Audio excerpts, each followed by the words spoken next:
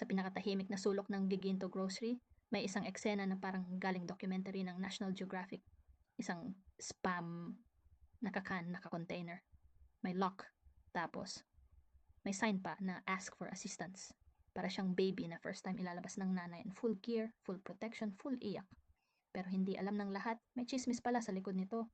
Sabi ng mga produkto sa shelf, tuna, whispering. Huy, bakit may bodyguard yung spam? Cheese, sumablay ang hiya. Grabe, di naman siya artista. Eggs, nag-yolks. Ako nga fragile pero free roam. Pero si spam, tahimik, smooth, confident. Kasi siya lang nakakaalam ng truth. I'm not locked because I'm stolen a lot. I'm locked because I'm worth stealing. One day, may tita na dumaan. Tindera, pabili ng spam, pero yung VIP ha, yung naka-case, yung parang iPhone. Biglang nagpanik ang cashier. Ma'am, wait lang, kukunin ko ang susi. Secret vault pa, yan. At habang ina-unlock, naramdaman ni Spam ang hangin ng kalayaan.